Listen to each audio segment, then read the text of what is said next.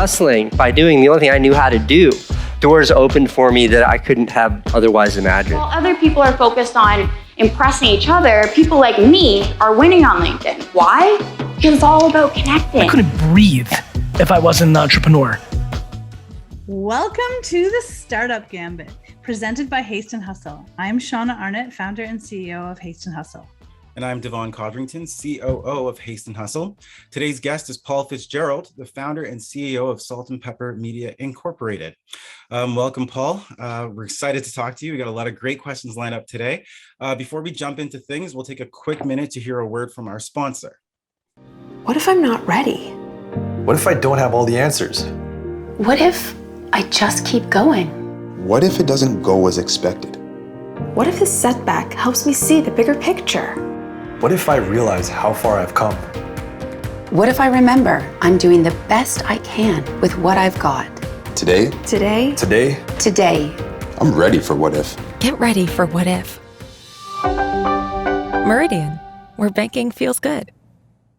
Paul, thank you for coming. SHAUNA, great to see you. Always a pleasure. Love to do the podcast with you. Likewise. Let's get started. Awesome. Thanks for having me. Yeah, great to have you here, Paul. It's been so great getting to know you this past year and a half, I guess. It's been even longer. Yeah. Oh my gosh, time just goes by so fast. It does. But, I've seen some of the great work that you've done, and you've done some great work for us. And you've got some interesting new work that you're doing and studying about. So we're excited to share that with our community. And we're just going to get right into it because we don't like to waste anyone's time. And that's the spirit. So, make haste. Yeah, exactly. Make haste. All right. So because you have, oh my gosh. Oh, yes. I totally didn't even introduce you properly. That's all right. Okay. Anyway, this is a live podcast, everybody. Okay. So before we make haste, let's just back up a little bit. I'm just jumping the gun, and Paul, please tell our audience, this audience a little bit about you, your career, your work, what you get excited about, and just make a great introduction and. Forget that I tried to steamroll you there. You're awesome. You're awesome. No, it's great. Yeah. My name is, of course, Paul Fitzgerald. I opened Salt and Pepper Media Inc. 15 years ago. I've known SHAUNA, for the past year and a half. And I guess you could say we're COVID friends and business partners now. So I opened up Salt and Pepper Media Inc. About 15 years ago. I'm a person who doesn't want to be strapped to a desk watching the clock. I've always dreamed about having my own business, and over the years I've learned, leading up to opening my own business, I learned many different things. I played in a lot of orchestras, marching bands. I've recorded a lot of music with well-known producers around the world. I took journalism at university. I worked at this university newspaper, and then that was St. Mary's. Then St. Mary's hired me to be their journalist, and that's where I really got to learn about the sort of that line between public relations and journalism. So long and short, I met a dentist it was around 2006, 2007, who introduced a mouth guard to the world. And that's where I got my first start in being on my own. And I left my position at St. Mary's University. I was there for 10 years. And I made the jump to go on my own. I was scared to death. I think I only had 5 or 6 clients at a few $100 each, because it wasn't, each client didn't require a lot of work.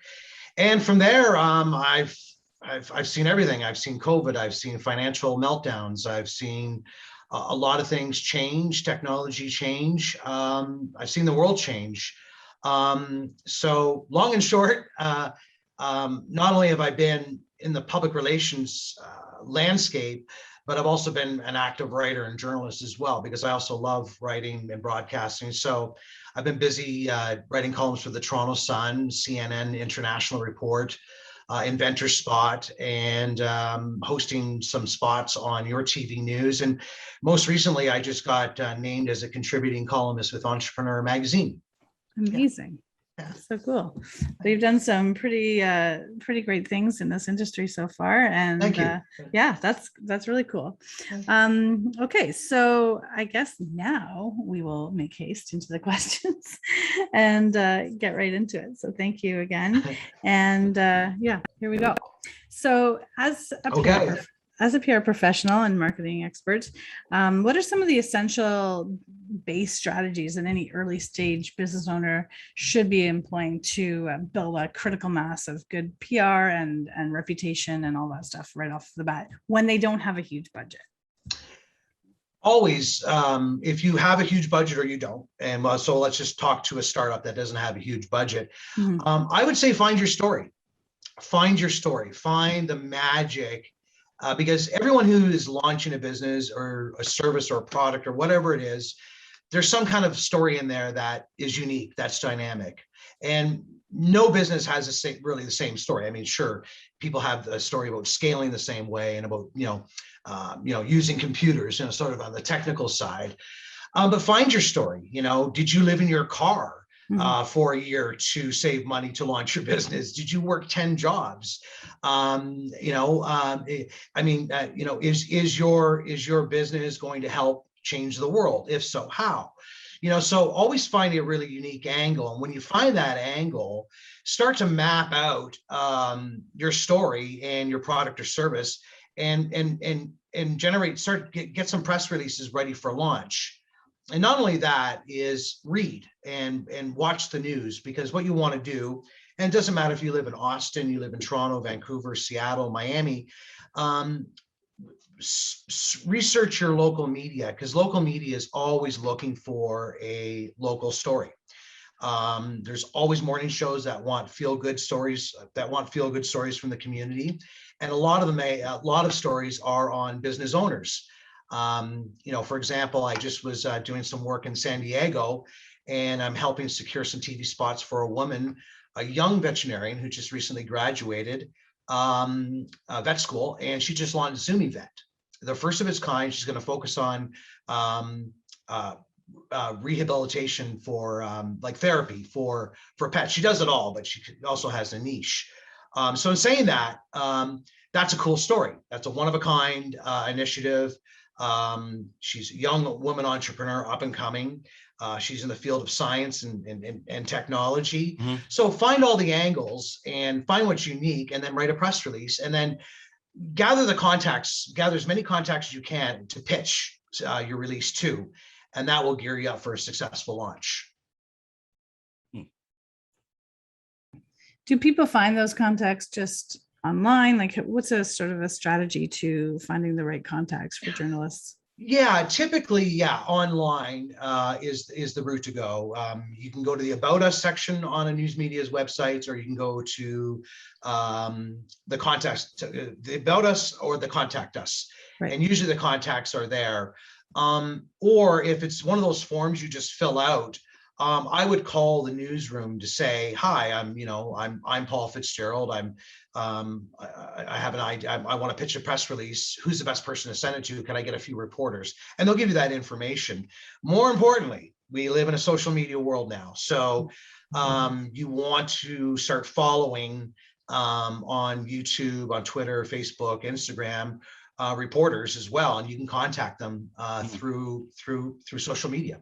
Right. That's a good way. Yeah. Twitterverse is really good for that. I do follow a lot, and you'll see them when they'll sometimes post, because those reporters, they're doing the one-stop shop, or they show up in the van, they set up the camera, they do everything for those quick local beats, and often they'll be doing a selfie, and you can get that up to the minute local news before it comes across at 6. So yeah, I definitely follow a couple. And one thing I tell everyone, pick up the phone. And I know we all do email, we all do text, and we all do that phone call. I'm still finding, and it's always been that way. And I've been, not to age myself, I'm not that old, but I remember sending news releases on a fax machine, okay? But I was always told, pick up the phone. hello, it's Paul Fitzgerald. Did you receive my news release today? I think it's a great, and then give your elevator pitch and say, how can we potentially move forward? I mean, you don't want to bombard reporters and editors too much, but, reaching out to them through the phone as one kind of, send an email or send it to their Twitter or their social media messaging channels, that is, and then simply call them and say, introduce yourself and say, hey, I think this is great for our news audience and our community, or nationally or internationally. What's your level of interest and how can we work together? That's so interesting. Yeah, I agree. Picking up the phone. It's old school. It is, but it works still. It does work. But it works, right? Which is why it works, because it's old school, because no one's doing that, right? Right. Yeah. So Paul, yourself. you've got, considering what you've done, you're on the wire, you'll get the press releases out there, you'll pick up the phone.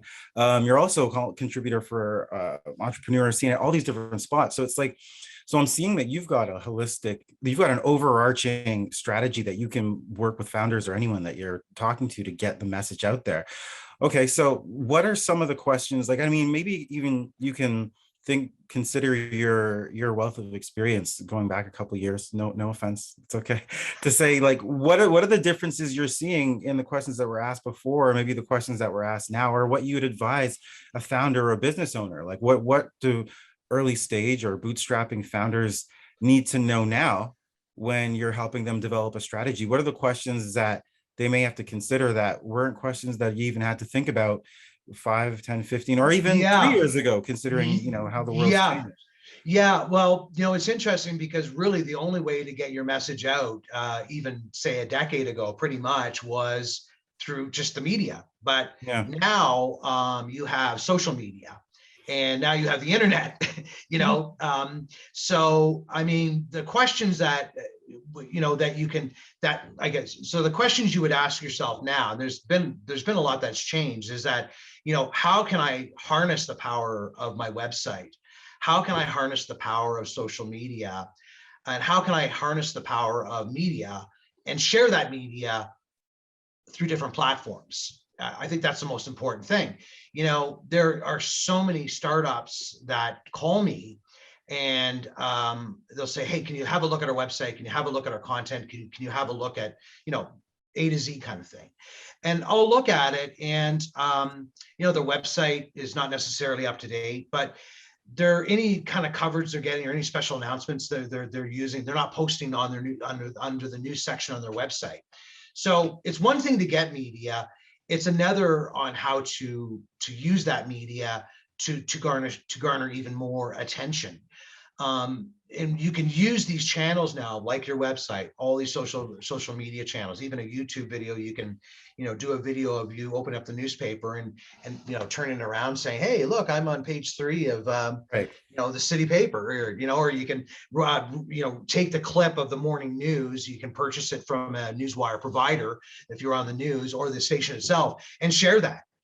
So the amount of sharing and reusing all the time is just endless. So, so I guess going back to the question, not to sort of kind of it's all good. Go on and on, but it's important to take the media now, because really where could you 10 years ago, or let's say 12, 15 years ago, really where could you share your media, right? Really. So, but now you have to take that media that you're doing and utilize the channels that you have and communicate it over and over. That's important. Repurpose, take that one piece of content, control it through your website, push it out through all your socials, just get it out there. Yeah, and then you can also use that too, and people don't realize this as well. So let's just say station A in such and such a city covers you on their morning show. Well, then take that clip and go to station B and C saying, hey, look, I was just covered on the morning show. I'd love to go on your morning show. So it's all about taking what you have and sharing it as much as possible, because that wows people. We live in this world now where everything's immediate. We want right away. So it's like, give the people the goods. It's like, hey, I just got covered here. This is my product or service. Reach out to us today. Here's our website. The more and more you do that, people are going to say, oh, I'm gonna buy their product. I'm gonna engage with their service, because you're building trust when you're in the news. Yeah, you want to share that as much as possible. I like that you mentioned the morning news show or whatnot, because actually I think that a lot of, especially maybe I'm not gonna say millennials actually, because they do, but like that morning news segment is actually huge. It's There's massive. so many people that, I mean, I'm gonna say on the commute in, even though most of us aren't commuting, it's huge. Like there's a ton of people. Like my sister, for her company, she was on breakfast television in Toronto, and tons of inbound calls after that. What was it, a 15-minute or 10-minute segment or whatever that she was on, and it was like surprising that one push got her more coverage and more interest and more continued speaking engagements with what she's doing for other communities than, you know, all the social media that she put out there. And not to discredit that, you really do need the social media, but I think that the local interest is sometimes not necessarily considered, because we're all living on our socials, checking out Twitter, talking to people everywhere, and we're like, this is great, there's the hype machine that is that, but then forgetting that like there's a ton of people living right around you that aren't sitting online, that are in their cars driving and doing things, and that little push out gets you a ton of traction. So it does. I actually learned the value of that yesterday. I didn't even know, but I was on breakfast television. I had tweeted a picture from my vacation, and I don't have cable, so I wasn't even watching it. But all of a sudden I got all these Facebook messages saying, "Oh, I just saw you on breakfast television." I'm like, "What? For what?" But it basically showed me. I'm like, "Wow, a lot of people are watching that." You know, like my silly little picture. You would be amazed at how many. Yeah, you're right. How many? And not only that, and this is just, if I can throw this in really quickly, is your local cable station. There's local cable stations in every city, town, right across America, Europe, Canada, everywhere. And I've gotten clients on local cable, like just the news, and their phones have not, because you would not believe how many people watch city council debating something, and physical fitness programs, like local history, and then boom, the news comes on, and they get all their news like right in their backyard. So never forget about them. That's a gem. That's a gem. That's actually so interesting. I always wondered about that. You know, I turn on those stations sometimes, well, I used to, and I'd watch the city council just to, get my blood boiling. But I always like, who watches this? And they always come out to all the, there's obviously a business there, because they're always at all the events I do, and I'm like, all right, whatever. But it's that's so interesting to hear. I'm glad you shared that. So local cable. Start the next Wayne's World show. Why not? That's right. So I'm dating myself with that reference. Okay, everything makes a comeback. You'll be ahead of it. Yeah. All right, I'm starting to lose my voice here. Okay.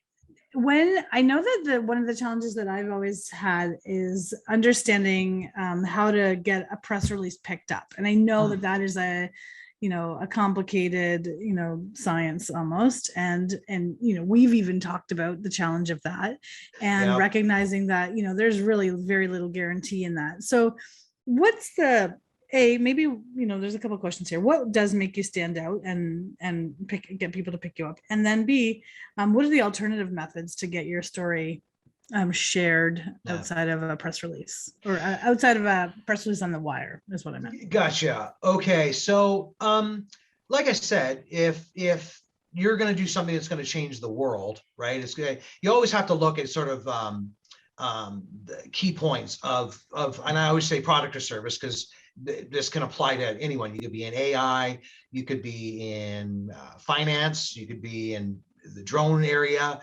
It's endless with startups and what startups and entrepreneurs. It's endless what startups and entrepreneurs can do, but find what's really unique. Are you a one of a kind? Is your entire team women? Is your business initiative going to help fund 5 people a year to go to your local university? Or how will this product change the world? Or since you've launched, have you made $10 million in 4 months? I mean, always find something really, really, really good. And then, run it by some other people, run it by your team members, and even go outside of that, talk to other people in different business sectors to say, hey, do you think this really stands out, right? You want to stand out because the media won't just cover a press release to say that, I made an extra $500 yesterday, or I got 4 extra clients, or we're opening another office in another location in the country. I mean, you've got to find that wow. You got to wow them. And, are you creating a fashion line that represents Black Lives Matter? And what's the meaning behind what it is that you're doing? So find that wow, find that one story, or even 2 or 3 that makes you unique and stand out. Typically that's being one of a kind, and I do work with a lot of apps. I'm working with more apps right now.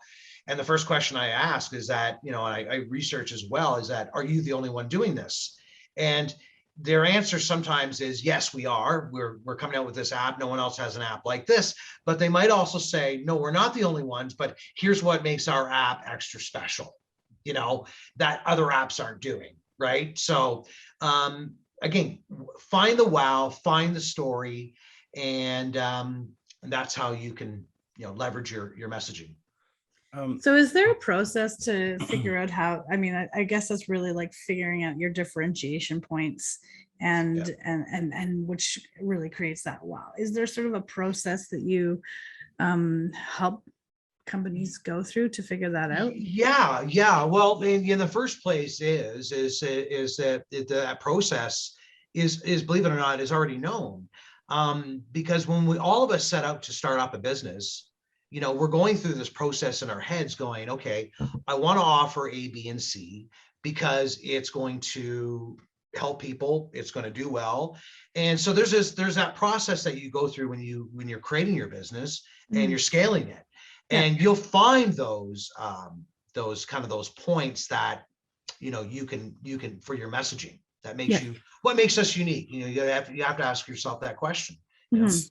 So could you say that, like, in your product development strategy, whatever milestones you've kind of already thought about, have you found that those are sometimes worthy, or sometimes the consideration pieces for press releases? Because I think the question I'm asking in my mind is, like, what's the frequency here?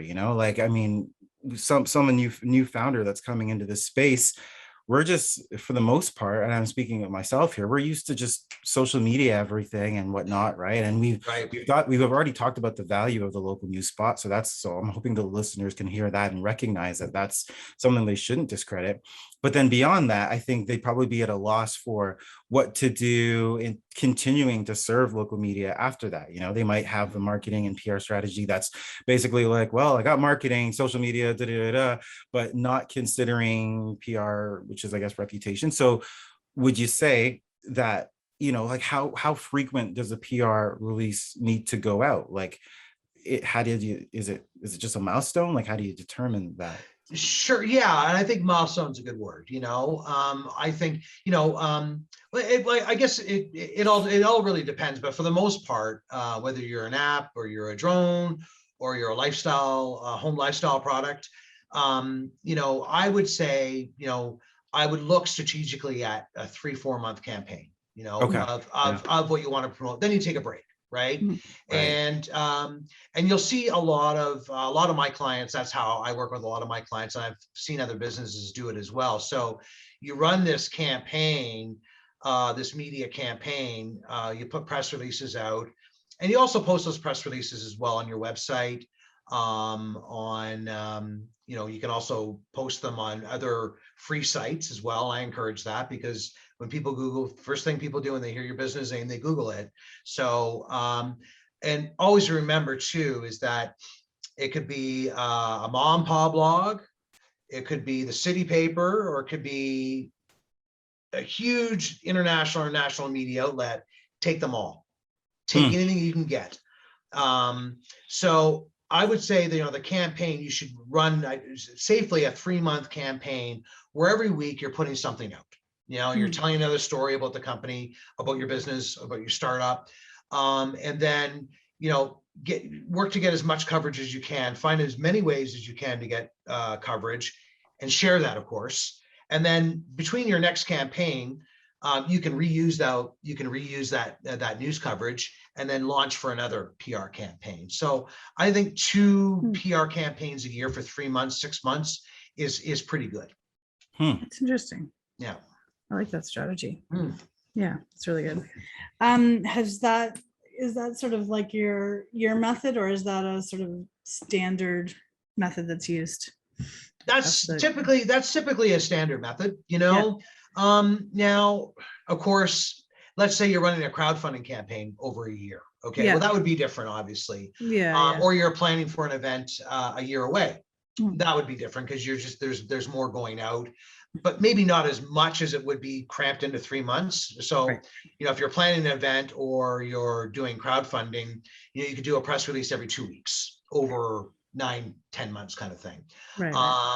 So it really depends, you know, like again, an event you can plan out for, there's going to be more products and services. Of course, the big bang is your initial launch. You want to make as much noise with that as possible. And then, you know, plan your second launch a few months later, a campaign. You know, are you creating more jobs? You know, are you putting people through university or college? Are you creating new partnerships with other countries around the world that's going to help our local economy? You know, are you making a statement to help end racism, you know, with your fashion? You know, so, you know, there's always a story to be told, but don't overdo it. 3 months, take a break. 3 months, take a break. I like that. Yeah, I think that's important. Give people a bit of a break. What are if we're I want to kind of start shifting into you know, the second half of our conversation, and I think that you know that you could share a little bit about what you're studying and some of the things that you're learning and getting connected with.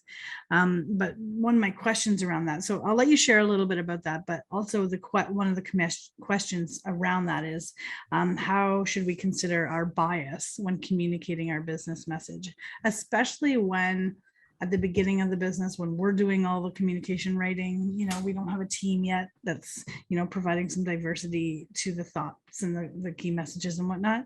You know, if we're just the only one working on it, you know, we kind of get wrapped up in this message and our bias kind of would be coming through significantly. So how do we make sure that we're communicating effectively that way? That's a very good question. Very good question. And there's also the SHAUNA, and is that a lot of people too make everything very, very technical. There's a bias as well with, you know, I just having the, you know, the folders on by your eyes, is you want to make everything as simplistic as possible so everyone understands it. Just very, you know, just like, you know, if you read a newspaper, you want to write your press release in a very, you know, just you write it exciting, but don't bog it down with technical details, you know, not unless you're giving it to a publication that NASA sponsors or or something like that. If you're you know, creating you know, rocket engines, you know, and it's going to go to Rocket Engine Today and it's all academics, well, okay, that's fine. Okay, Is that a real magazine? I subscribe to that. If it's not, it's not. But if it's not, but if it is, let's book the domain. Let's get it up and running. Rocket Engine Today. Rocket Engine Today. Yeah. It was funny, Branson, right? So it's it's all in line. It's all in line. I love it. So to avoid the biases, keep it simple, and think about the reader. Think about the end user and think about yourself when you read something. So go on social media and go on newspapers and read, you know, the business section, or really read anything and see what you get from it. And then you can ask yourself, okay, well, if I'm going to communicate my startup messaging or my press release, if you will, and I want to get a coverage, you know, what would you know, Joe or Sally want to hear? You know, what would the general person want to hear, and why would it interest them? So always think about the people. And that's one thing I learned, and I played a lot of music, is that sure, you know, I played trumpet and guitar, and I always learn when you perform, you're not performing for yourself, you're performing for the people. So you have to create a show, or in the case of music, you create a show a stage show that, you know, caters to your audience with lights, visuals, and, you know, things like that. But remember, when you're trying to convey your message, it's not about you. You want to reach as many people as possible. So you have to find a way to connect with them. And that is, you know, keeping it simple, finding really good stories that people will connect with. And once you find those, and not everyone's going to like it. You know, I mean, there's business stories in the paper I don't always read because it just might not necessarily interest me, only because, you know, I've got my interests. But you'll hit a good number of people when you let go of those biases and just find what's unique and keep it simple. Always keep it simple. And there's also bias for you know, you knowing your product or your company inside and out, and then just thinking like, this is the bee's knees, like there's no, and having to realize that, you know, what you might be the most excited about, you have to like really connect it to everyone else, right? And be humble. You're right. And be humble. Yeah. You know? So in your quote, if you're launching your startup, you know, hey, I'm really humbled and honored and excited to launch a startup that potentially could create 100 new jobs in our community. You know, this is a place where I live, this is a place where we live, where we work, and we're glad to make a local community, a positive impact for the local community, right? So, you know, you're not, you're right. I just thought, hey, our product's the best, and you know, we're going to sell 1 million in a week, and you know, things like that. That's a turnoff, right? As we know. Right, that's true. And I guess there's also the other bias of like not considering, and I think this kind of goes into like last time we chatted a bit about some of the research and stuff you're doing. I guess this kind of goes into that, you know, like where's the bias for not considering underserved, underrepresented, BIPOC groups, you know what I mean? Like, does like if you're making this product, like where's the social impact? And like maybe now you can give us a bit of an idea of what some of the stuff that you're working on with it's your PhD. Yes. Because I think, and I mean, like I think that definitely leads into like what I wanted to ask about, you know, how there's a lot of challenges facing the media. You know, it's an old, I don't even know the right anecdote. It's an old ship. It's an old institution. It's an old club. Something. Do any of those hit? Right. They do. Yeah. And like anything else, there's barrier to entry. There's systemic racism and discrimination against Black, Indigenous people of color, women. There's a lot of it, right? And okay, you're a veteran. You've been in there, you've seen it, and you're on the other side of things from what we know personally about what you care about. Yeah. You know, what are you seeing? What's being reported? What can change? Give us the Paul rundown. Yeah, well, you know, long and short, I'm doing my PhD, and my PhD is exploring how Blacks and Asians were covered in the media during COVID-19. You know, from the time leading up from when from when COVID had broken out in Wuhan, and then of course moved its way across Europe and then North America. So I'm looking at you know, how the media covered almost close to 2 years I'm looking at almost 2 years of coverage, and how Blacks and Asians were portrayed. And I also, in my master's, I guess I'm a bit of an academic. I did my master's part-time, and now I'm just finishing my PhD part-time as a side thing. Not that I have lots of time on my hands, but it's fun. But in saying that, I also did my master's thesis on the fishing dispute at Burn Church that had followed the Donald Marshall decision. I looked at how the media covered the fishing dispute against Natives and the RCMP. And now I'm looking at COVID. So can you, sorry, Paul, to interrupt, can you give our listeners this quick 2-second rundown of that? Like not everyone might be aware of the dispute there and how they. Oh, sure. Yeah. I know about what happened, but yeah, just a quick little rundown. Okay. So Donald Marshall was fishing eels in Nova Scotia. And he was fishing eels and caught them. It was shortly after he got out of jail. He was in jail for just over 30 years for a murder he didn't commit. They redid the DNA testing. So Donald Marshall gets out of jail, and he's proclaimed innocent. And he went out with some friends on a boat, and he's First Nations, and he fished some eels and caught them. And as he was getting to his vehicle, the RCMP pulled up and said, "Hey, what's in that bag?" And he says, "Hey, it's eels." And they said, "Well, you can't fish eels. It's illegal, and you have a certain amount." Sorry. And he said, "No, I'm First Nations. It's with our treaty rights to fish for livelihood purposes." So anyhow, they charged him. So it went all the way to the Supreme Court, and the Supreme Court ruled in 1999 that natives in Canada do have a treaty right to fish for livelihood purposes. So if you have a family or you're alone, you're allowed a certain amount of fish, per day.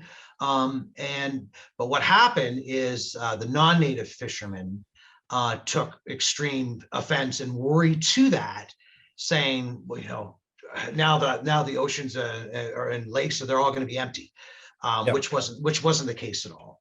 But what happened was a fishing war started at Burnt Church.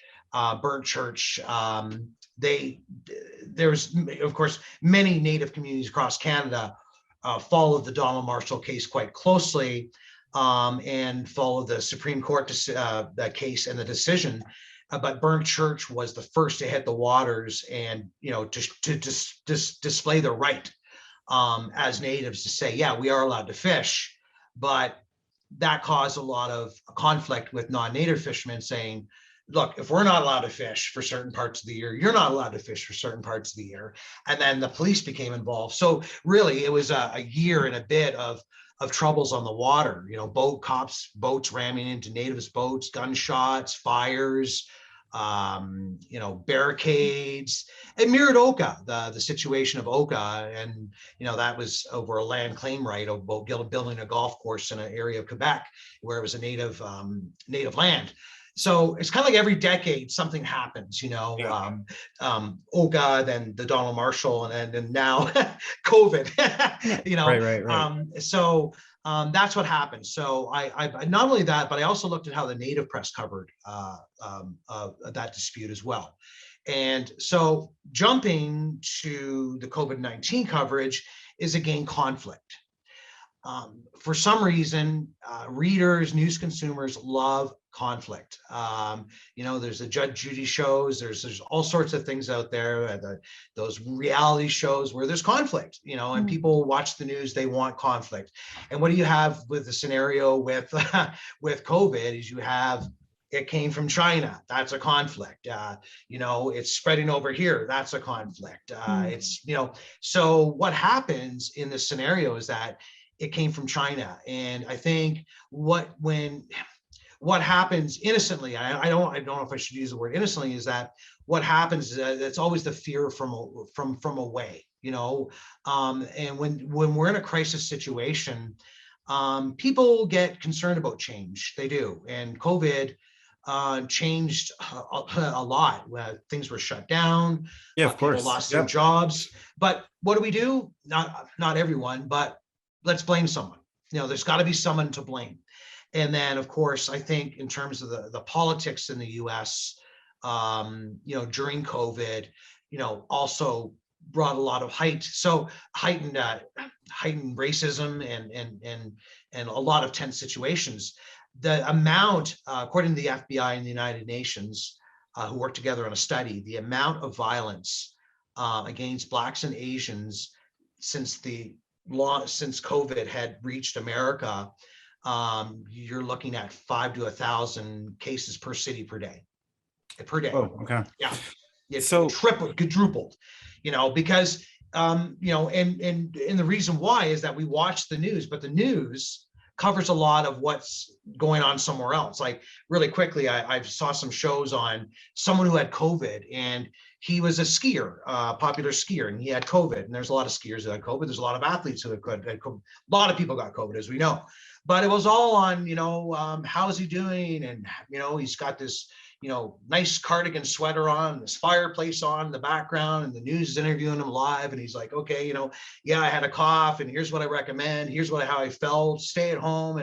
But when they show, typically, when you look at the majority of the coverage, And you look at a lot of countries like China, Africa, who actually had COVID more under control than Canada and the US did.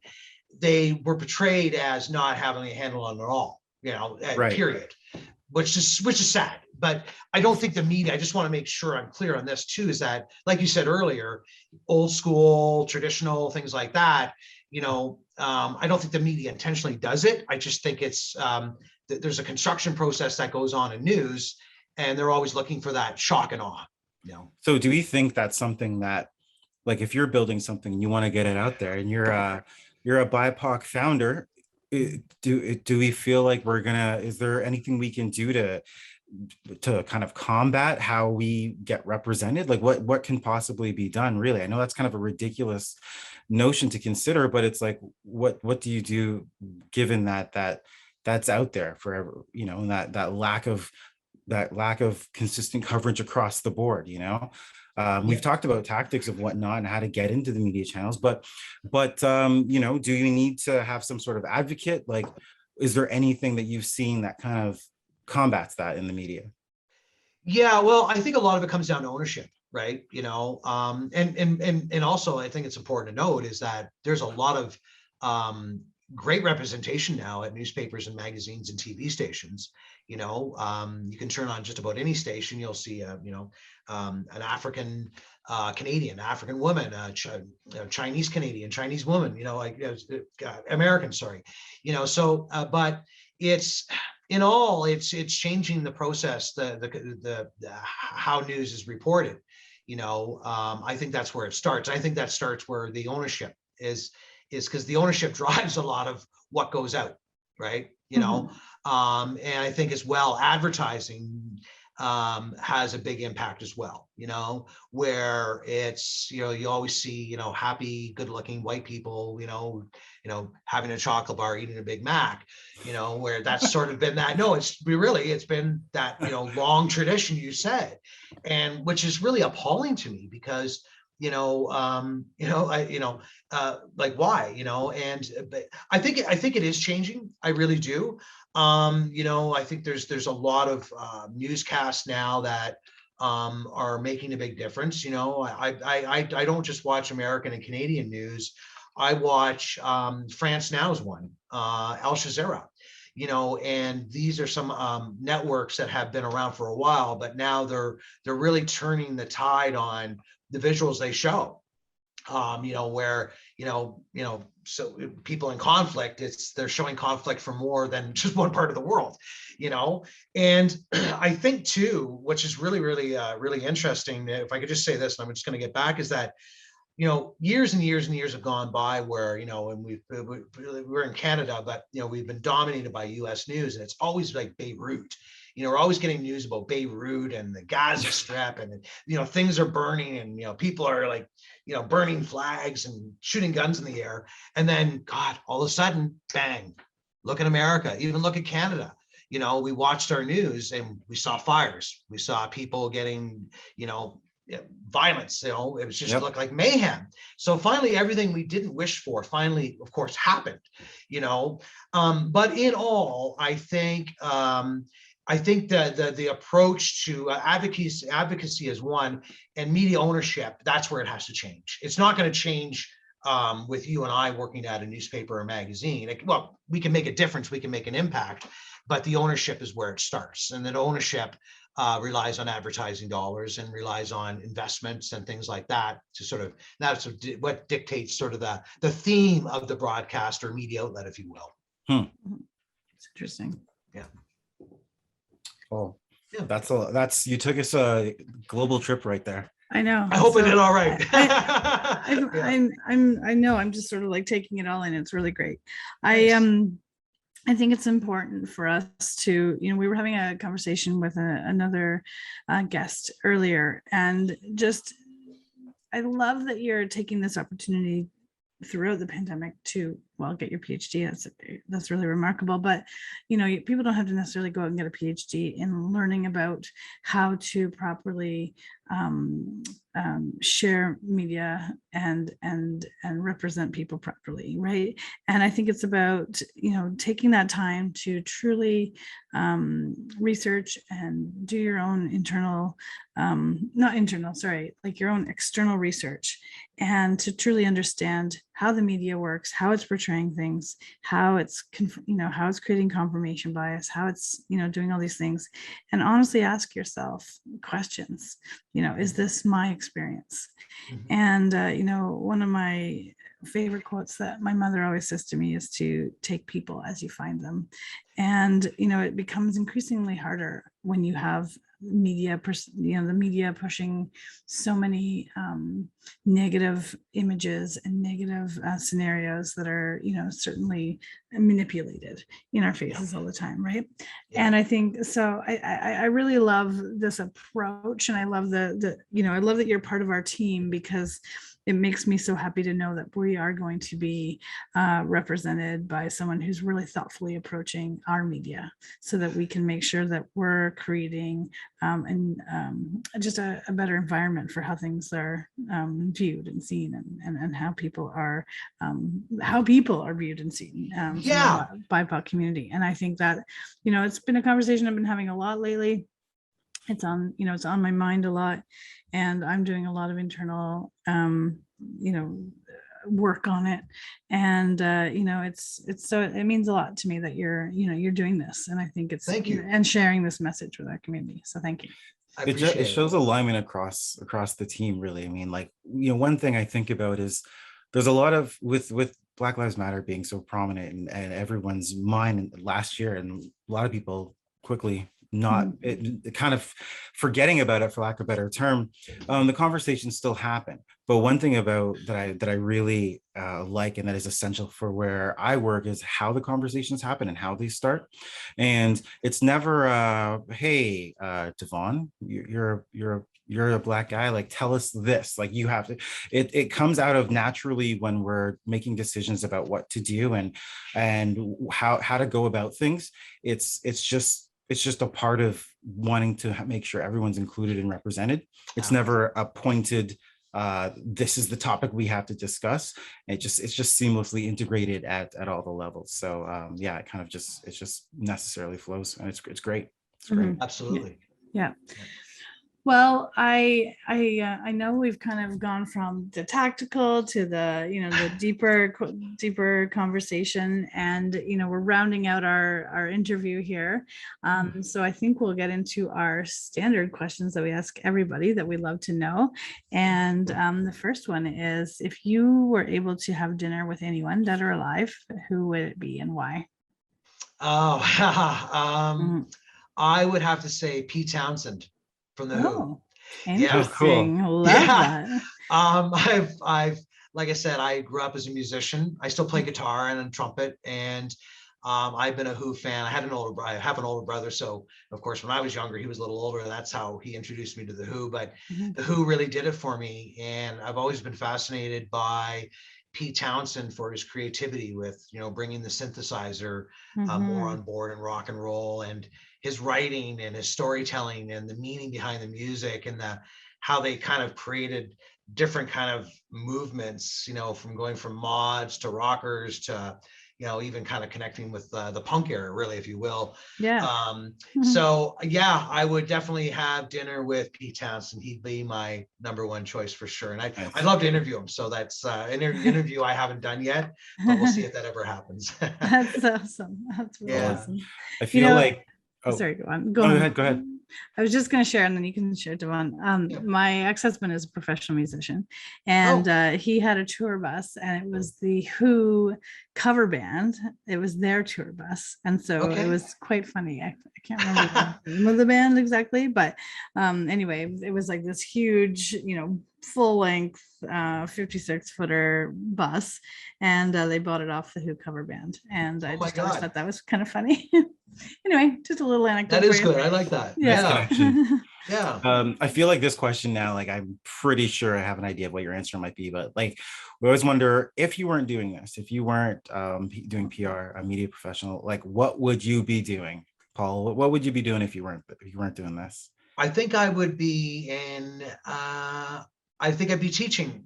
I didn't expect that. I thought you'd be a musician. Okay, let's hear it. Yeah, I have a deep desire. In fact, I have a deep desire to help other people. In fact, really quickly, each month when I monitor social media, I look for really cool companies doing stuff. And so I'll pick one month, I'll pick an all-women's entrepreneur team, and I'll contact them and say, hey, I heard about your product. My name is Paul Fitzgerald. I want to write a story on you, and I want to put it on 7 platforms, and you can do whatever you like with it. So, and then I'm doing some work right now with Co-Founder Network out of San Diego, and we're mentoring a lot of businesses. I really like to teach people things. I'm really passionate about teaching, helping others, and showing them what to do, and also showing them what not to do. And I just get a really good feeling from that. So I know music probably would have been up there, but I think I probably would have taught, and maybe that's the same thing Sting did from the Police. He was a teacher first, then became a musician. So, but yeah, so yeah, I would teach. That's cool. Yeah. Well, we appreciate the teaching that you've been doing today. So that's Thank you. Okay, our final question. Yeah. And it's, we are here for our founders and our early stage entrepreneurs. If you've been in the business for quite a while in your own business, if you could give any sage advice on any topic to our community, what would it be? I would have to say, be yourself. Mm-hmm. When you're gonna be a startup, you're gonna be an entrepreneur. You're gonna have other people coming to the table wanting to invest in your business. You're gonna have other people wanting to help run your business. Mm-hmm. Never change for anybody. Always be who you are, and don't change. If someone tells you, well, you've got to look this way, or you've got to look this way, or those days are over now. You got people like Gary Vee or even Richard Branson who are talking on social media with a t-shirt on by the pool or walking down. Just be yourself, and that way, be yourself, and you're always going to remain confident. And don't second guess yourself either. And just be who you are, and remember that you're doing what you are for a reason, and because you believe in it. And it's only gonna, if it fails, it's never technically nothing ever technically fails. It's just gonna lead to something else. Right. Whatever it is you're doing, always lead to something else. So just be yourself. Great. Awesome. Yeah, so true. I love that. Great number advice. to end on, Paul. I know. Yeah. There we go. All right. So where can our community find you, Paul? saltandpeppermediainc.com. All right. Yeah. Or on social media, you can, or just do a simple Google, my company's name, but if the website, saltandpeppermediainc.com. All right. And we'll link that in the show notes as well. Thanks. Thank you for being here. It's been awesome hearing what you had to say. And thank you for sharing with my community. And Devon and I are thrilled to be working with you as well. Me too. And thank you so much. Yeah. Thanks for tuning in, everyone. We'll see you next time.